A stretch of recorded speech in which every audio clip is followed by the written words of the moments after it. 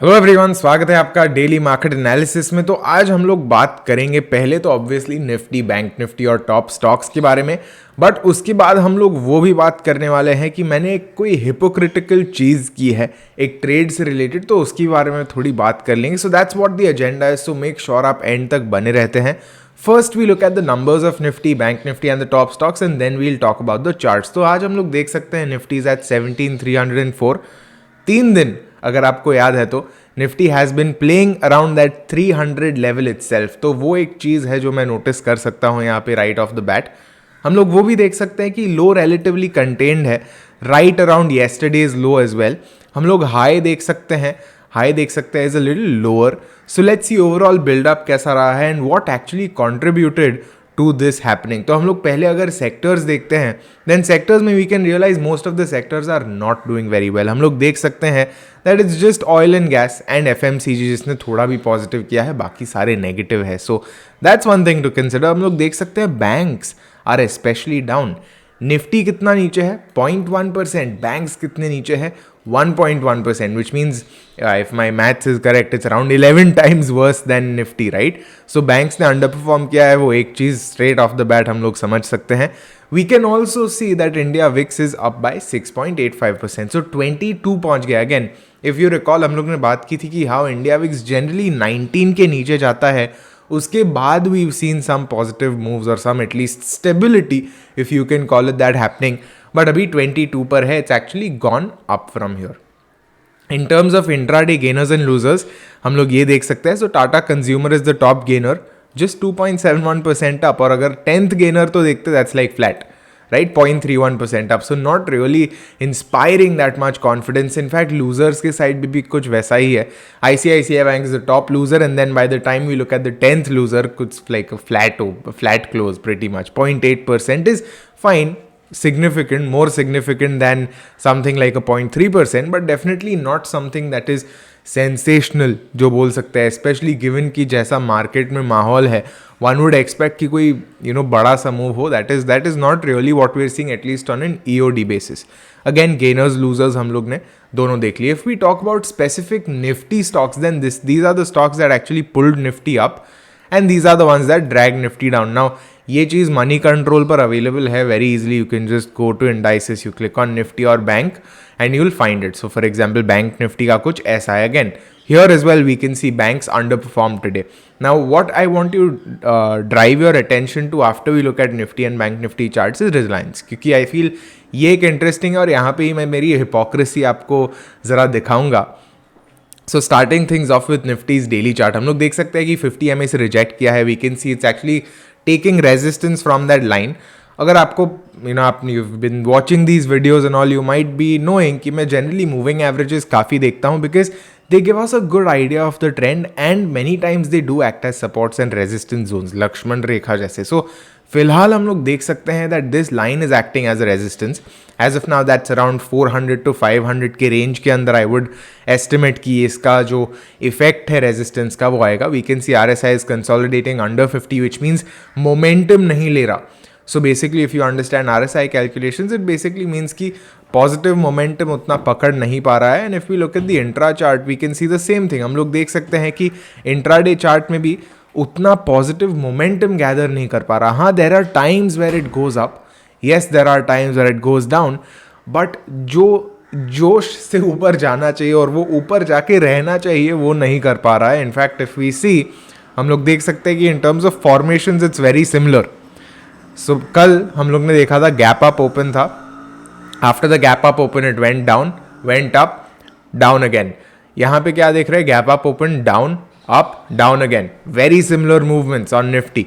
Bank Nifty की बात करें, it's actually worse compare to yesterday, क्योंकि कल की बात करें तो उसने लो होल्ड किया था और लो के थोड़ा सा ऊपर उसने क्लोज किया था, बट आज it has not done that. Today it's not even created a higher high. Today, in fact, it's created lower highs and lower lows and it is closed at a low. So, banks में clear selling pressure था. Now, what the reason for this could be, I'm not sure. I'll give you a very quick resource.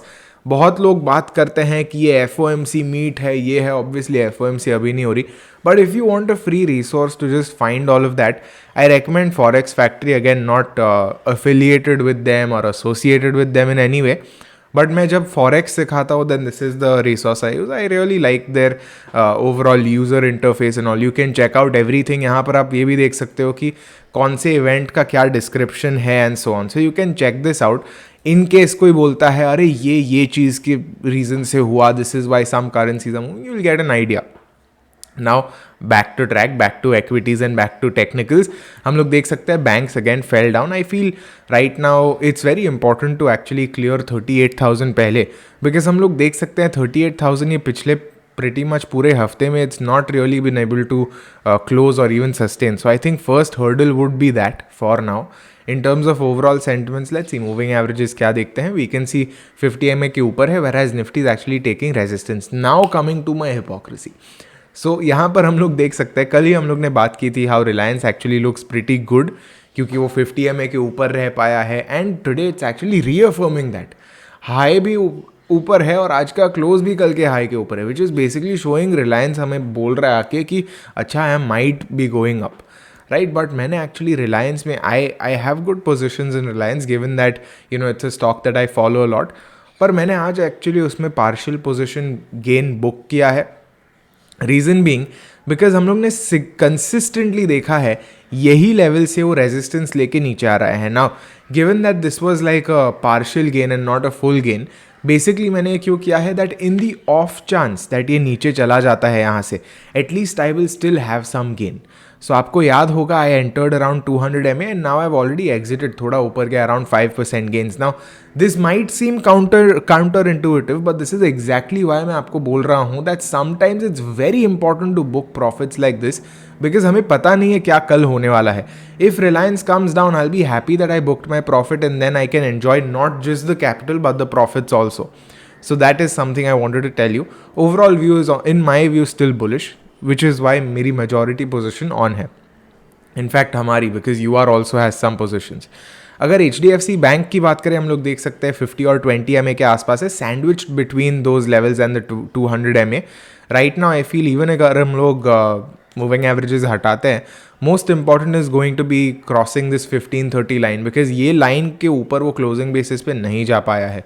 Infosys की अगर बात करें 1744 again that Lakshman rekha has formed. In case you wondering ये लाइन कैसे आई, this is a trend based fib extension. कैसे पता चलेगी कहाँ पर ड्रॉ करना है, very simple. You go on my channel, you click on any recent video. While you're at it, you can always like, subscribe, bell icon and all of that good stuff. But you can also go to the first link. So if you go to the first link, यहाँ पर आपको समझ में आएगा कि exactly trend based fib extensions कैसे आपको बनाने हैं, कैसे stretch करने हैं and all of that good stuff. So you can check that out while you're at it. Next अब हम लोग बात करते हैं TCS की, अनदर IT स्टॉक. हम लोग देख सकते हैं very similar where it's really rejecting those higher levels. HDFC में हम लोग देख सकते हैं फाइनली एक अच्छा सा मूव आया है ऊपर की ओर, which is a good sign. Let's see if it's able to hold that. Now in terms of resistances हम लोग ने यहाँ पर बात की थी राइट अराउंड 2480 की. It might just be an important stock, important study as like a learning sort of thing, because ये वाला रेजिस्टेंस ले सकता है. Now, if we follow that same thing, maybe resistance might come around 2440 or 2460. So I'd be curious around those levels. ICICI bank की बात करें थोड़ी खिचड़ी सी हो रही है. I believe 740 होल्ड कर देता है, then it will be a good thing. Kotak bank की बात करें then it's neither here nor there. If I show you, this is what it looks like approaching that trifecta moving average 20, 50 and the 201. Let's see how it goes. Overall structure does not look good, but then again हम लोग ने कल भी यही same चीज़ बात की थी कोटक के बारे में. अगर हम लोग बात करें SBI की, SBI we can see it's actually trying to come down little, but that's fine because as a sector bank आज थोड़े वीक थे. We can't expect SBI which was already under some pressure to do well on such a day. Axis bank हम लोग देख सकते हैं it's pulled back until around 780 और सो, again same level जो हम लोग ने कल भी बात की थी.